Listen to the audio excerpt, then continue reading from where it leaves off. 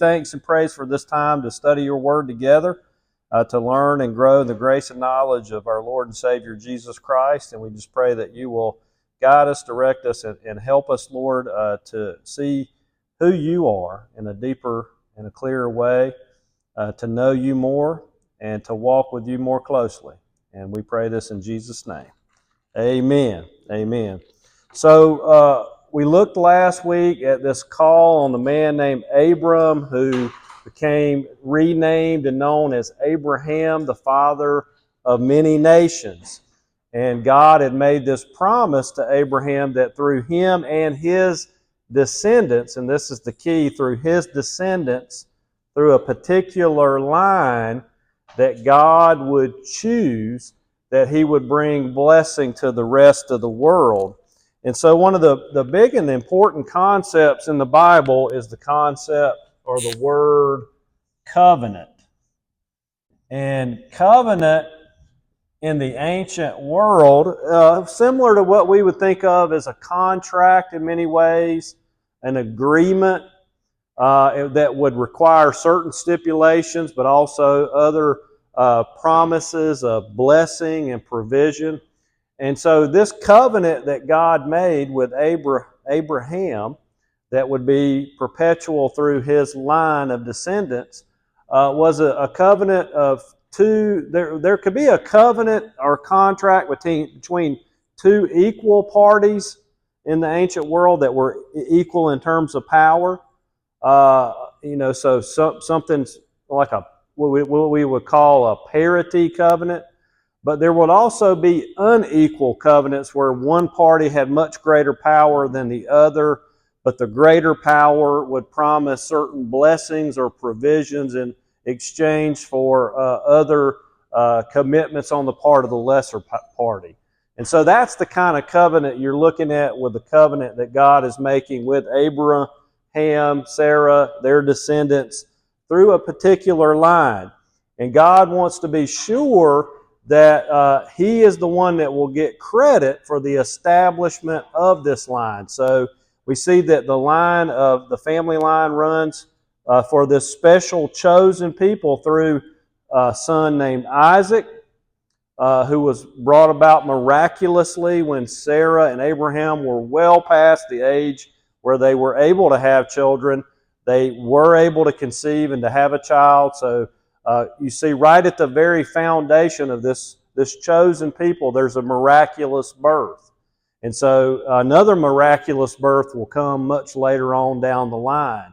So just remember, the storyline of the Bible is in the family line. And the family line, that chosen line, that's another important word. This is not something God is doing because, he sees that these people are going to be really good. We've already seen with Abraham and with Sarah and then Isaac even, that they make some pretty unscrupulous decisions, that they're not completely honest. They're a work in progress. And that's going to become even more evident when we get to the story of Isaac's sons through Rebekah, Jacob and Esau, and then on down the line through Jacob and his brother, or his sons who become brothers that make up this nation that will be formed.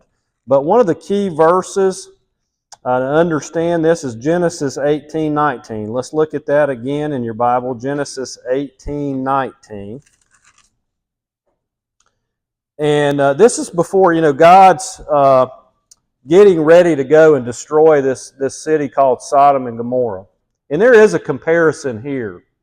Sodom and Gomorrah serve as a warning for Israel, long before Israel is actually a nation. But it serves as a warning, and it also serves as a reminder of that warning that God has called them for something quite different, to live a different way. And so Genesis 18:19, it says, "For God is speaking here, for I have chosen him," speaking of Abraham, "that he may command his children and his household after him to keep the way of the Lord by doing righteousness and justice, so that the Lord may bring to Abraham what he has promised him. So this covenant, the way it's going to work is that God is going to fulfill his promises. He's going to keep his end of the bargain. But the other side of that is that the descendants of Abraham will have a responsibility to live a righteous and a just life and to be a righteous and a just community. And so there is a comparison with Sodom and Gomorrah. They're well known and famous for the sexual immorality of their day and time. But it wasn't just it was sexual immorality, but that wasn't the be-all, end-all of their wickedness. If you actually look at, if you want to go ahead and flip, and this is kind of going ahead into the future a little bit here, but it gives us some, in hindsight here, gives us some extra insight. Ezekiel, the prophet Ezekiel's toward the back of your Old Testament. Before you get to Daniel, go to chapter 16. And so to understand the righteousness and the justice that's to be the trademark of this community, this nation of Israel, this will help us to understand here. In Ezekiel chapter 16, and if I can remember, this is where I didn't write down the verse, I don't think I should have, but I can find it here.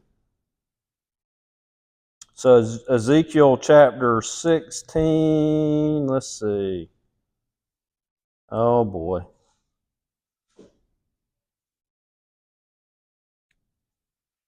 He's really railing against Israel here, and he compares them to Sodom and Gomorrah.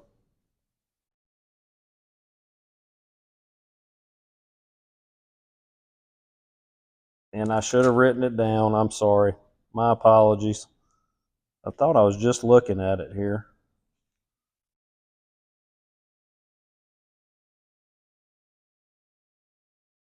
All right. Hang tight just a second. 1659.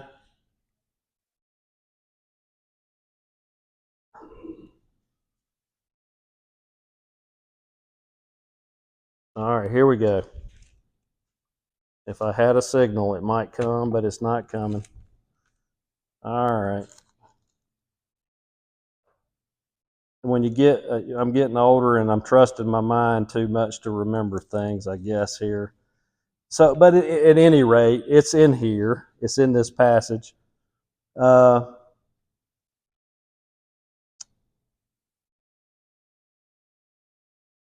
think right here I see where it's mentioned here in 40. Look at 48. 1648. It says, "As I live, declares the Lord, your sister Sodom and her daughters have not done as you and your daughters have done." Here, this is it. I'm sorry it took me so long to get there, but this is it. So Ezekiel here is actually saying to Israel, this is later on down the road after they become a nation far removed from Abraham, Isaac, and Jacob in the beginning of the story. He's saying, you are worse. You are worse. But this was the problem with Sodom and Gomorrah. He says, "As I live, declares the Lord, your sister Sodom and her daughters have not done as you and your daughters have done, as your daughters have done. Behold, this was the guilt of your sister Sodom. She and her daughters had pride, excess of food, and prosperous ease." So they were prideful. They were very wealthy, but they did not aid the poor and the needy. So they were so consumed with themselves that they didn't think about anybody else outside themselves. They were so consumed with self that they couldn't see the needs of those around them. It actually goes on. It says, "They were haughty," another word for just prideful, "and did abomination before me." And that's a reference back to the sexual sin that they're most famous for. And it wasn't just one sexual sin. It was a multitude of sexual sins. And that's what's always going to happen with a society that just gets so consumed on the fulfillment of its own pleasure and living for its own pleasure to the extent that they forget about all of the needs around them.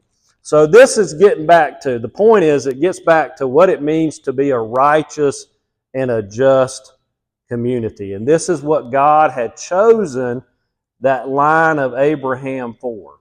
And it's through their righteousness and their justice, if they would live into it, that God would fulfill His promise made to them and then to them and through them to the rest of the nations of the world.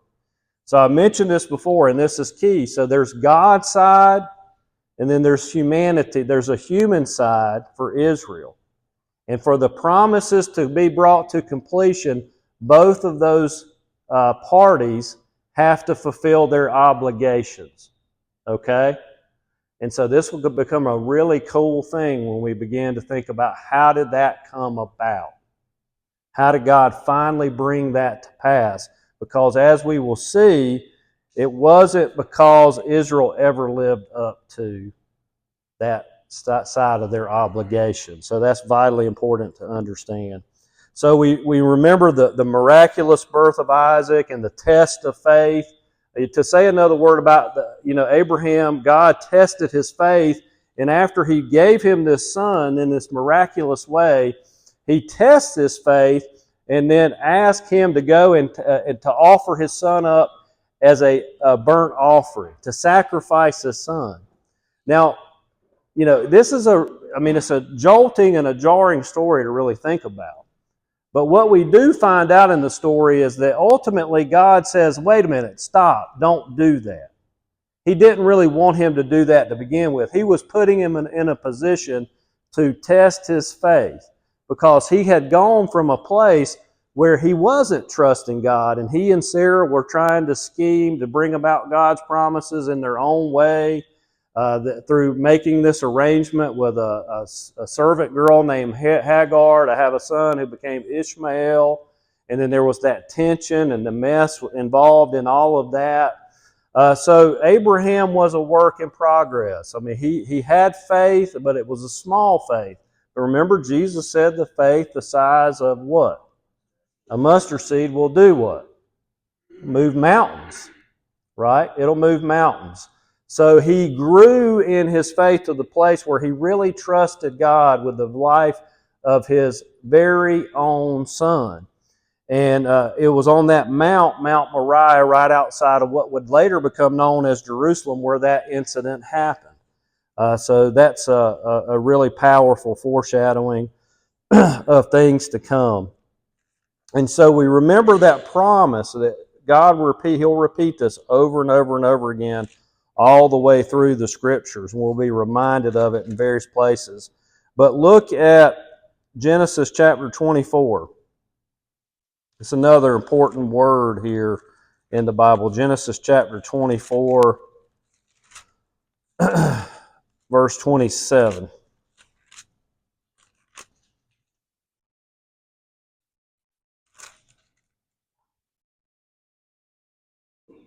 I did write this one down, so it won't take us so long. So Genesis chapter 4, verse 27 here. So at this point, Abraham is charging his servant, one of his servants, to go and find a wife for Isaac among his clan. And so chapter 4, verse 27, it says, and the man bowed his head and worshiped the Lord and said, and this is talking about, because this is Abraham's servant, and he's found the family, he's gotten to where he needs to be, and he's saying, blessed be the Lord, the God of my master Abraham, who has not forsaken His steadfast love. So you see that word that comes up in that psalm, in the Psalms a lot later on. Steadfast love. We said it over and over again at Jeanette's leadership yesterday. In the Psalm, what was that Psalm 136? And there's other Psalms where this is repeated. It'll talk about the Lord's love. It just said love in the translation we were using. The Lord's love endures forever. In some translations, it's the Lord's steadfast love. That's what the ESV translates it. The Lord's steadfast love. So this is getting at to the heart of the concept of the word love in the Bible. So go back to 27. So he says, "Blessed be the Lord, the God of my master Abraham, who has not forsaken his steadfast love and his faithfulness toward my master. As for me, the Lord has led me in the way to the house of my master's kinsman." So he has made his journey and his mission successful. So you see, steadfast love is paired, right after that comes the word faithfulness. And in the Bible, a lot of times there are two different words used that are referring to the same thing. Just a little bit different angle on the same thing. So steadfast love and faithfulness go hand in hand. And so when we're talking about the covenant, God has a commitment in His love to keep His promises. That's at the heart of love biblically. It's a commitment and a faithfulness to keep one's promises. Now there is an emotional component, but that's not the most important component. Biblically, the most important component is the decision of our will to be faithful to the promises that we make. So God is faithful in His steadfast love, but He also calls us to be the same. And so love biblically comes with emotion, but it's not completely dependent upon emotion. But this is at the heart of the biblical story, God's steadfast love. So when we think John 3:16, this is the kind of love He's talking about. For God so loved the world. His faithfulness to His promises. So Abraham sends his servant to find a wife for his son Isaac. And this is one of those stories that for us, it's very strange, it's different. We don't have these kinds of customs. But he goes to find a wife, and he goes among his kin, and he finds a woman named Rebekah who has a brother named Laban. And in this story, there's different things to understand about this. A lot of times people will think, well, in the biblical days, people will say this all the time, women were just treated as property. Have you ever heard that? And they were just kind of bought and sold like cattle. And if a person wanted to marry somebody, they would pay a bride price. That's completely wrong. That's a totally wrong way of thinking. Now, there was a bride price. It was a gift exchange. So there were monies exchanged or other items exchanged when there was going to be a marriage. And marriage was a contract. Marriage was really a covenant between two people. But it involved what we would call in our day and time things like insurance. So the bride price, in this case where Isaac is going to be married to Rebekah, the bride price would be paid from the groom's family to the bride's family. But it wasn't purchasing property. This exchange of money was like insurance, okay, for us. So there was an exchange that involved a dowry. This is where the bride's price and the dowry are two different things. The dowry is going from the bride's family to the groom's family, but it's going with the bride, and it's her possession. And it's just in case something happens to her husband, if he dies. In this day and time, women and children, just the way it was, without all of you got to think about a world without all of our modern conveniences, without all of our institutions, without the sheriff's department and the police department and hospitals and public safety. You got to take all of that away. And a world where people are very, very vulnerable in general, and especially women and children are very vulnerable. So these exchanges in this wedding ceremony involve something that would be like insurance for us today. The dowry would be the possession of the bride. It would be her inheritance that she could take with her. And so all of that is going on, and that's what's involved in this exchange. Now, the reason this is important, and the reason I'm talking about it, and I'm talking about it in a clunky way, and I apologize. I think I've been a little scatterbrained in the last few days. I found that Christy's not coming home till Tuesday now. So pray for me. I'm going to make it. We'll be okay. But so the reason to understand is the cultural background here. So women were not treated as property. They were treated with respect and dignity, and they should have been biblically, but not in all cases in the ancient world, of course. And of course, there were horrible situations. But women were not to be treated as property. And that's not what's going on in the Bible. Not even here in Genesis, in this story with Isaac and Rebekah. And we see in the story, if you read the story, if you've already read it, they actually ask her if she wants to go. So she had a choice in the matter. But in that day and time, at that particular point in that area, there's not a lot to choose from. Okay, there's not a lot of people. So, you know, as the old saying goes, beggars can't be choosers. So there you go. So anyway, so Isaac and Rebekah are married, and then they begin to have children.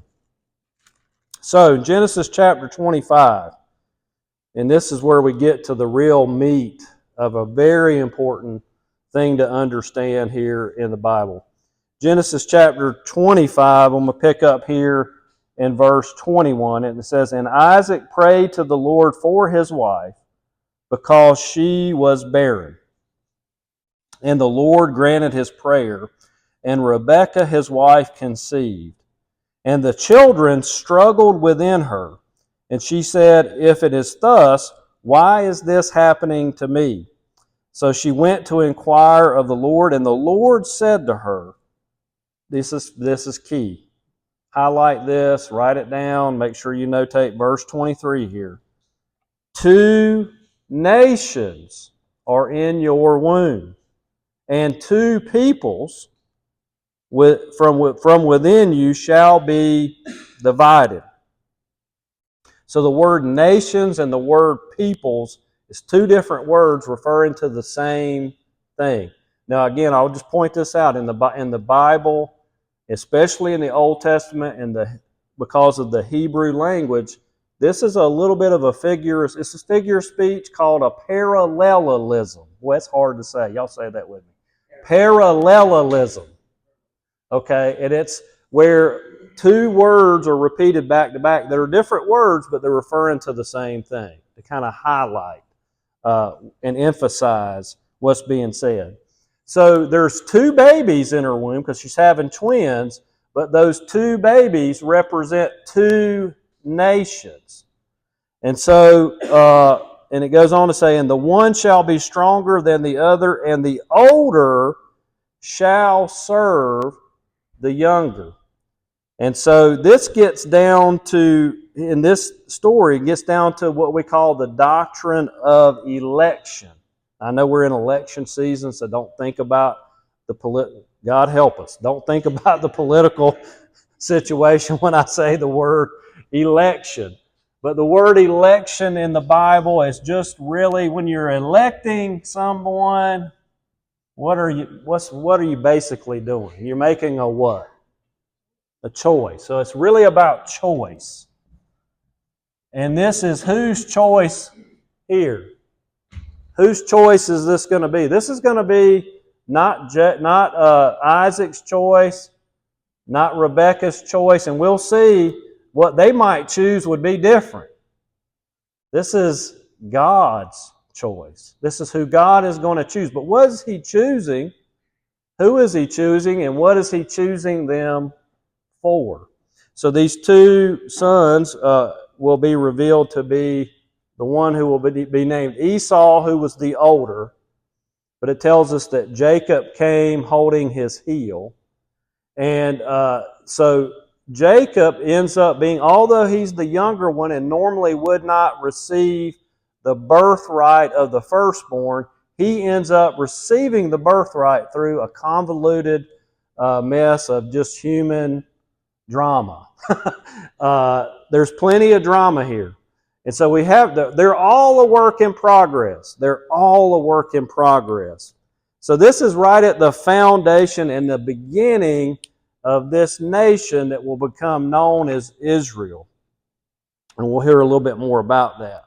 So let me continue to read here. So when her days to give birth were completed, behold, there were twins in her womb, and the first came out red, all his body like a hairy cloak, a lot of hair all over him, and so they called his name Esau.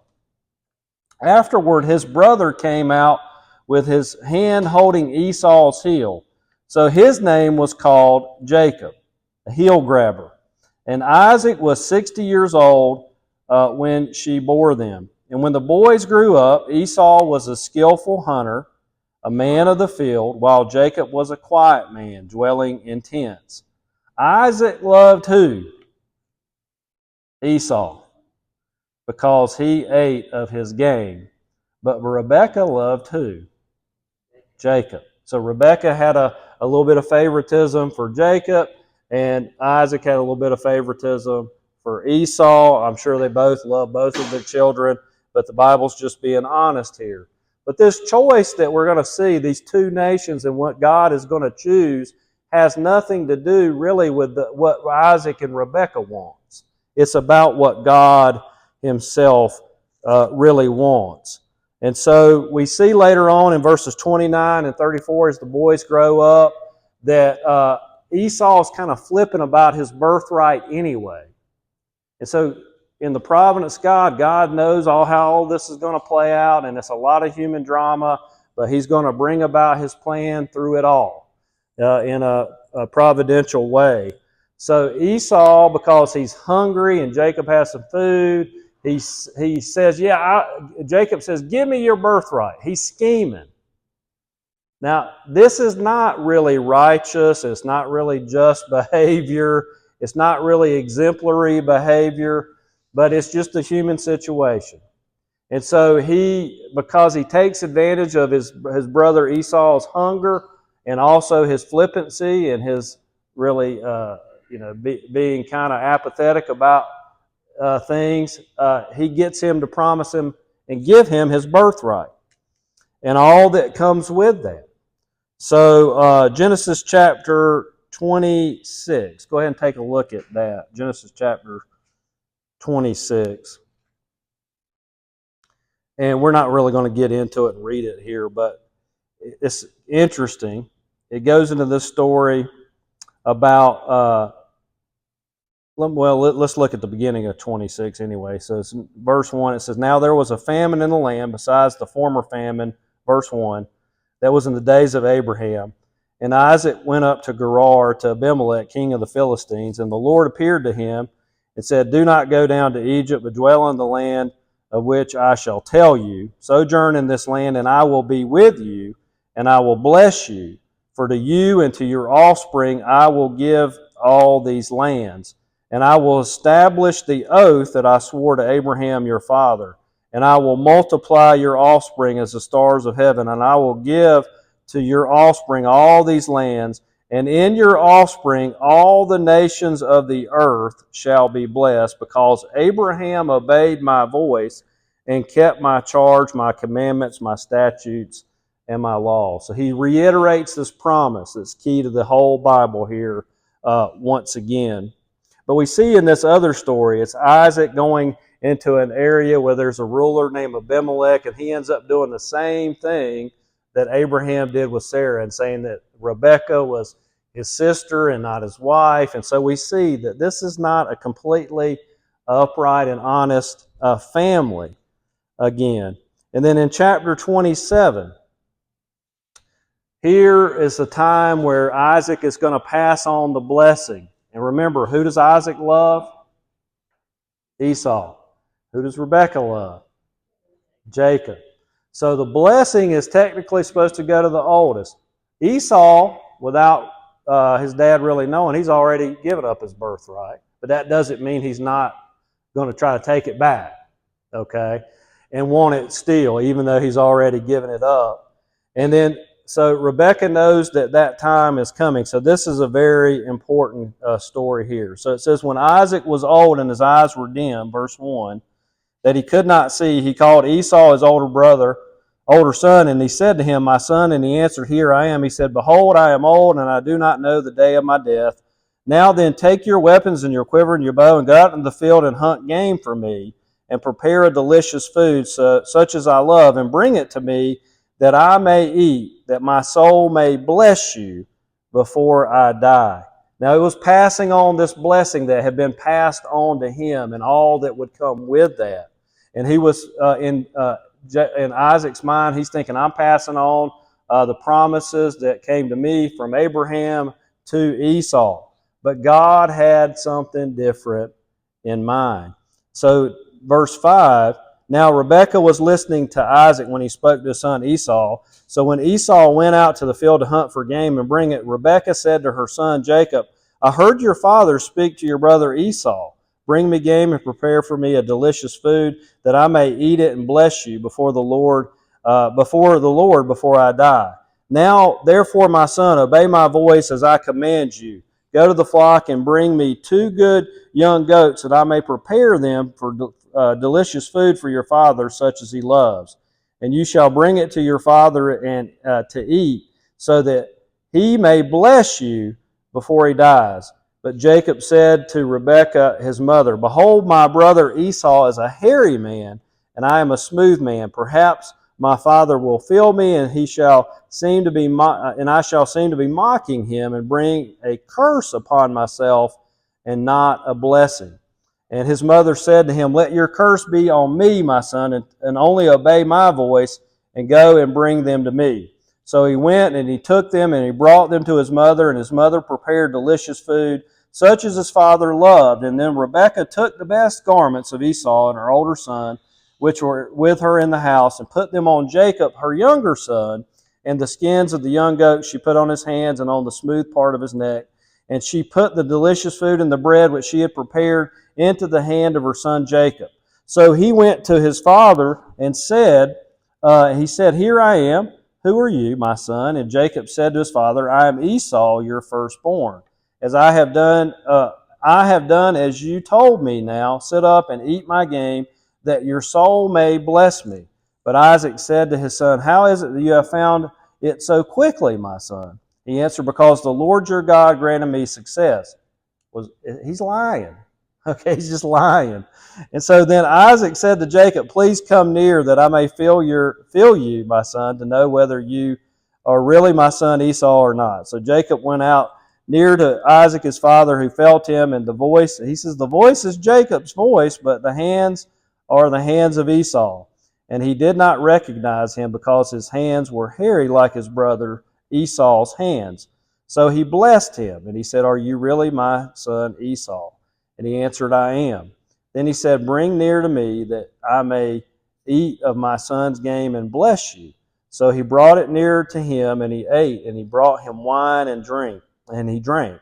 Then his father Isaac said to him, Come near and kiss me, my son. So he came near and kissed him, and Isaac smelled the smell of his garments and blessed him and said, See, the smell of my son is the smell of a field that the Lord has blessed. May God give you the dew of heaven and of the fatness of the earth and plenty of grain and wine, and let people serve you and nations bow down to you. Be Lord over your brothers, and may your mother's sons bow down to you. And cursed be everyone who curses you, and blessed be everyone who blesses you. And as soon as Isaac had finished his blessing with Jacob, had scarcely gone out from the presence of Isaac his father, Esau his brother came in from his hunting, and he also prepared delicious food and brought it to his brother. And he said to his father, Let my father arise and eat of his son's game, that you may bless me. His father Isaac said to him, Who are you? And he answered, I'm your son, your firstborn Esau. And then Isaac trembled very violently and said, Who was it then that hunted game and brought it to me, and I ate before you came? And I have blessed him, and yes, he shall be blessed. And as soon as Esau heard the words of his father, he cried out with an exceedingly great and bitter cry. And he said to his father, Bless me, even me also my father. But he said, Your brother came deceitfully and has taken away your blessing. And Esau said, Is he not rightly named Jacob? For he has cheated me these 2 times. And he took away my birthright, and behold, now he has taken away my blessing. And then he said, have you not reserved a blessing for me? And Isaac answered and said to Esau, behold, I have made him lord over you and all of his brothers. I have given to him for your servants, and with grain and wine I have sustained him. What then can I do for you, my son? And Esau said to his father, have you but one blessing, my father? Bless me, even me also, O my father. And Esau lifted up his voice and wept. Then Isaac, his father, answered and said to him, behold, away from the fatness of the earth shall your dwelling be, and away from the dew of heaven on high. By your sword you shall live, and you shall serve your brother. But when you grow restless, and you shall break his yoke from your neck.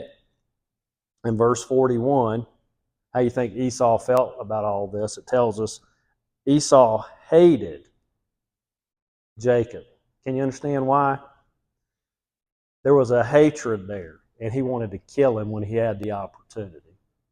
So this is the beginning of this nation. Now, this is not just about, this is about two individuals, but these blessings are about far more than just these two individuals. It's about far more than just Jacob and just Esau, because what was in the womb, what did God say was in the womb of Rebekah? Two nations. So it's about the destiny of two nations. So when we're thinking about this story, we got to remember the promise of blessing. Esau is just longing for blessing here, right? But the blessing of God is going to come through this nation that's going to come out of the line of Jacob. Esau and all the rest of the nations will be blessed, but they will find their blessing in this line that's going to run through Jacob and become this nation that will eventually be called Israel. So when we're going back to this concept here, the doctrine of election or the doctrine of choice, what is God choosing here? Most of the time when people talk about or think about what the Bible calls the doctrine of election, they're thinking about God arbitrarily deciding who gets to go to heaven and who gets to go to hell, and that before the foundation of the world and before all time, He's decided, okay, this particular individual is going to heaven, this particular individual is going to hell, and it's tied to what we call predestination. Y'all have heard of predestination. But when the Old Testament especially is talking about election, it's talking about the election of this special nation that will later be called Israel, because God will change Jacob's name to Israel. As Jacob, even though he's going to still be a mess and his family's going to be a mess, and the marriage arrangement that he ends up having, he's going to bargain for one wife, but hey man, he gets a great deal. He gets two in the deal. But he doesn't get the one that he really wants first. He wants Rachel, and he gets Leah, and then he ends up with Rachel and Leah, and they start having children, and their children, they're going to make up what's going to become the foundation. We're looking at the foundations of this nation. And through it all, we can see that his brothers eventually, we'll get into this a little bit more next week as a recap as well, but his brothers, when Jacob begins to have these sons, and they're all brothers, and they're grown, and they're getting older, and they've got this brother named Joseph, who begins to have these dreams, right? That he's going to be a ruler over his brothers, and he's going to be a ruler over even his mother and his father. And then they get jealous and they get angry, and they scheme to do what?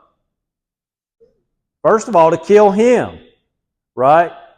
And then they decide to throw him in a pit to see what they're going to do. And there are a couple of the brothers were kind of working to save his life, but they end up selling him into slavery, and he ends up in Egypt, right? So we can see all the way through, right at the very beginning, this family is a mess. Have y'all ever known a family that's a mess? Yes. We've had some families that are messes in our day and time too. Might have been a part of a family or two that's got some mess in it, right? But through all of this, God's election is about bringing about this nation to bless them, but not at the expense of all the other nations, right? But for the benefit of all the other nations. So this is at the core of that promise. Always go back to that promise to Abraham. So I kind of summed up a lot of that story real quickly, and look at Jacob and that whole situation as you read. If you haven't read through it yet, I encourage you to go back and read through that. You see the story of Jacob as he's growing in this understanding. God continues to reveal himself. It's not like these people early on, they had it all figured out. Abraham didn't have it all figured out. Isaac didn't have it all figured out. Jacob didn't have it all figured out. And they're kind of learning and growing as they go. And at times God is showing up and He is revealing Himself and revealing His promise and reminding them of His promise. And He'll have to remind people all the way through about His promise as you go through. And so you get to the story in Genesis chapter 32, and we'll close at 32 and 33. So we kind of left off where Esau is angry. He is angry, and he wants revenge. And so Jacob has gone away. He has been sent away to get married back to the same place where Isaac went. And this time he goes to his uncle Laban. And he ends up with these two wives through a big mess, a lot of scheming, a lot of cheating on the part of his father-in-law, Laban. And but then eventually God blesses him and he's able to get enough power and enough resources that he can leave, and he flees from Laban with his family. But he knows that sooner or later he's going to re-encounter his brother, Esau. And he's concerned, and he's worried, and he's thinking about, what am I going to do? And so he's wrestling. He's wrestling with that whole thing and wrestling with the call of God on his life as God has revealed Himself to him. And I think we're going to pick up here. Let's look at verse 9. This is a very key passage also. 32, verse 9. And Jacob said, O God of my father Abraham and God of my father Isaac, O Lord, who said to me, return to your country and to your kindred that I may do you good. I'm not worthy. So he's recognizing here. There's a this is growth in Jacob's heart and his life. Verse 10.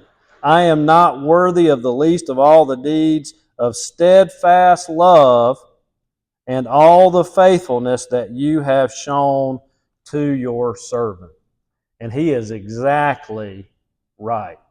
And this is a powerful recognition on his part, but this is a powerful recognition on the part of anybody, is when we think that we're worthy. I remember talking to my uncle before I was getting ready to go into ministry full time, and my uncle was a pastor for a long time. And I just remember telling him, I really don't feel worthy of this. And he said, well, if you really feel that way, then you're ready. Because if you ever felt like you were worthy of this calling, he said, you're definitely not ready. And so this is a powerful moment. We went through real quickly in a hurried way all of the crazy stories there with Jacob and his scheming, but he comes to this place and God reveals Himself to him even more. He says, I'm not worthy of the least of all the deeds of steadfast love and all the faithfulness that you have shown to your servant. For with only my staff I have crossed this Jordan, and now I've become two camps. Please deliver me from the hand of my brother and from the hand of Esau, for I fear him, that he may come and attack me and the mothers with their children. But you said, I will surely do you good and make your offspring as the sand of the sea, which cannot be numbered for multitude. So he has heard these promises that God reiterated to Isaac. He's reiterated these same promises to Jacob. And then we get this story of he wrestles with this mysterious figure. And it ends up being God himself. And let's look at, and this is at the second half of 32. They're wrestling, and Jacob's wrestling. Let's just read the whole thing. It's fun. Okay. So the same night he arose and took 2 of his wives, 2 of his female servants, verse 22 of chapter 32, and his 11 children, and he crossed the ford of the Jabbok, and he took them and sent them across the stream and everything else that he had. And Jacob was left alone, and a man wrestled with him until the breaking of the day. And when the man saw that he did not prevail against Jacob, he touched his hip socket, and Jacob's hip was put out of joint as he wrestled with him. Then he said, "Let me go, for the day has broken." But Jacob said, "I will not let you go unless you bless me." And he said to him, "What is your name?" And he said, "Jacob." Then he said, "Your name shall no longer be called," this verse 28, highlight it, write it down, do something to remember this. But he said to him, "Your name shall no longer be called Jacob, but Israel, for you have striven with God and with men and have prevailed." So he has this is like a new birth experience for him. You see the place where he came to, he recognizes that he's not worthy. That's where we all have to be. And now God has taken him to a whole new level, and he's blessed him, and he's changed his name to this name Israel. So Jacob has 2 names, Jacob and Israel. But remember, when Jacob and his brother Esau were in their mother's womb, it was about not just 2 people, but 2 what? Nations. All right, now there's a verse in Malachi. And sometimes people will refer to this verse in Malachi. You don't have to turn there. But the verse just says this. God says this. Jacob have I loved, but Esau have I hated. And it's not talking about those 2 individual people at all. It's talking about 2 nations. And it's not saying, God is not technically saying, hey, I hate that. Esau became the founder of the nation of Edom. You've heard of the Edomites, okay?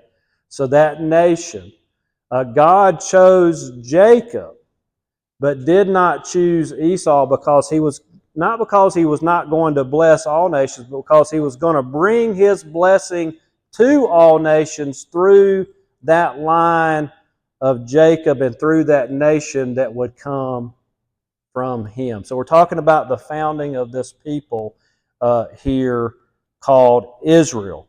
And so just keep that in mind as we're reading through the Bible. The doctrine of election in the Old Testament is focused on the destiny of nations. But remember, we've got to go back. The destiny ultimately is for all those nations to be what? Blessed, right? To be blessed, to find blessing for themselves. So we can see in all of this God's hand orchestrating and at work, even through all of the human drama. And it's not, God's choice was not in any way because these people were so good. And our part in His family and our part in His kingdom is never because we are so good. And it never has been. It never has been. So, the story in Genesis 33 tells us that Jacob, he sends gifts ahead, kind of smooth things over with Esau. And when they finally meet, Esau is there and they reconcile. Instead of fight it out, instead of Esau attacking him, they hug each other, they kiss each other. If you read the story and hear the story, it almost sounds like the story of the prodigal son, where they embrace and they reconcile through all of that. And so, through all of this, we're going to see reconciliation between brothers, between people, is at the heart of God's story. You know, it's not about one nation destroying other nations just for the sake of destroying other nations. It's about God bringing nations back together, bringing people back together. So sometimes you'll hear, well, the Bible, that's about works. They had to do good works in order to be saved back in those days in the Old Testament. Today we're under grace and we no longer have to be saved by works, but in the Old Testament they were saved by works. No, it's all about grace. And it's always been about grace, right? Even at the very foundation. You know, I mentioned this passage a time or two. And go ahead and pull this up. Go ahead and look it up, write it down, highlight it. We're going to end it here tonight.